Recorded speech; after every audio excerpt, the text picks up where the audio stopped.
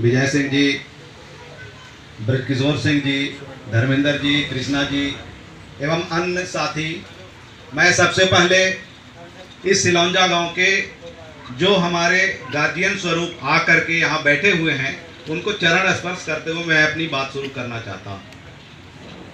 यहाँ देख रहे हैं कि कुछ महिलाएं भी आई हैं, मैं उनको भी नमस्कार करते हुए अपनी बात शुरू करना चाहता हूँ। आखिर ये जन सुराज की आवश्यकता क्यों पड़ी? जन सुराज की सोच को प्रशांत किशोर जी बिहार में क्यों लाए, ये आप लोग को समझना चाहिए।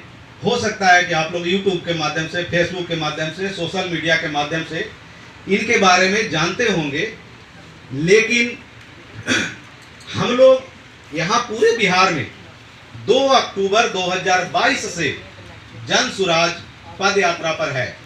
जन सुराज का हर एक व्यक्ति कभी न कभी पद यात्रा में जाता है, वहां रहता है, पैदल चलता है, प्रशांत किशोर जी के साथ कंधा से कंधा मिलाकर के चलता है। आखिर इसकी आवश्यकता क्यों पड़ी? मैं अगर अपनी बात करूं तो मैं नौकरी करता था, 15 साल से मैं नौकरी में था। मैं नौकरी छोड़ करके जन सुराज के लिए आ गया। क्यों आना पड़ा? ये सब आप लोग को सोचना पड़ेगा, चिंतन और मनन करना पड़ेगा, आप लोग को विचार करना पड़ेगा। आखिर ऐसी क्या मजबूरी है, आखिर ऐसा क्या समस्या है कि बिहार आज वहीं का वहीं पड़ा हुआ है। 18 बड़े राज्य हैं। बड़े राज्यों की श्रेणी जब नीति आयोग की रिपोर्ट बनती है उसमें 18 बड़े राज्यों की श्रेणी होती है, उसमें बिहार का स्थान 18वां होता है। क्या विकास किया? सुशासन बाबू बोलते हैं या और भी लोग दल दावा करते हैं, उन दावों को सही मान लीजिए, बिल्कुल सही मान लीजिए।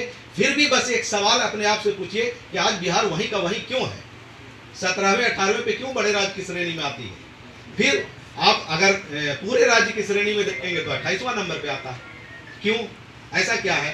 कहां चूक हो रही है?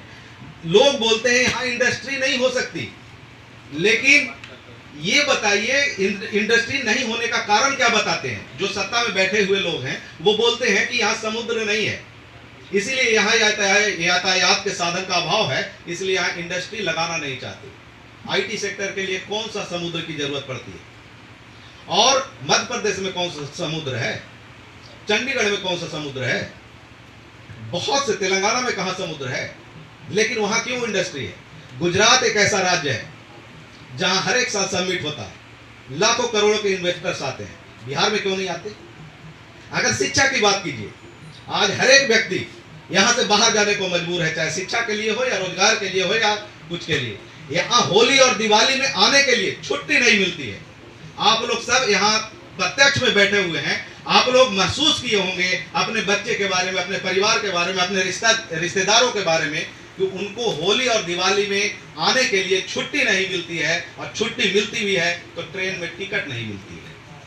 आज हम क्यों यहाँ हैं? हम अपने बच्चे को केवल बड़ा करके ट्रेन में भर के भेजना चाहते हैं बाहर 10,000 12,000 की नौकरी के लिए। इसीलिए हम वोट देते हैं, इसीलिए हम सरकार बनाते हैं। इसे सवाल हम नहीं पूछेंगे तो कौन पूछेगा, कौन बोलेगा? इसीलिए अगर जिंदा है तो जिंदा नजर आना जरूरी है। इसीलिए हम लोग यहाँ गांव-गांव घूम रहे हैं। आज यहाँ सिलौंजा गांव में कैंप लगा है, यही डोर टू डोर कैंपेनिंग करने के लिए, लोगों को समझाने के लिए, लोगों को बताने के लिए कि हमें सहयोग कीजिए। प्रशांत किशोर जी अपना सब कुछ दांव पर लगा करके इस जन सुराज के लिए पूरा कैरियर से लेकर के सब कुछ दांव पर लगा के बिहार में आए हैं। और अगर हम उन्हें नहीं मदद करेंगे, अगर उन्हें हम ऐसे ही छोड़ देंगे तो आने वाला भविष्य हमारा अंधकारमय हो जाएगा, और जैसा चल रहा है वैसा ही चलेगा। आप देख लीजिए, लोग बोलते हैं कि विकास बहुत ज्यादा हो गया, तो कहां है भाई विकास? ये तो आप लोग समझ रहे हैं कहां है विकास।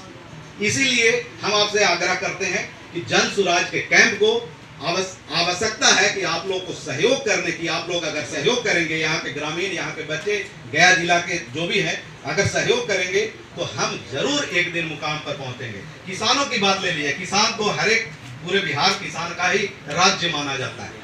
यहाँ का जो किसान का जो समर्थन मूल्य है, कितना % धानों की खरीद होती है आप लोग बेहतर जानते होंगे, आप लोग गार्जियन स्वरूप हैं।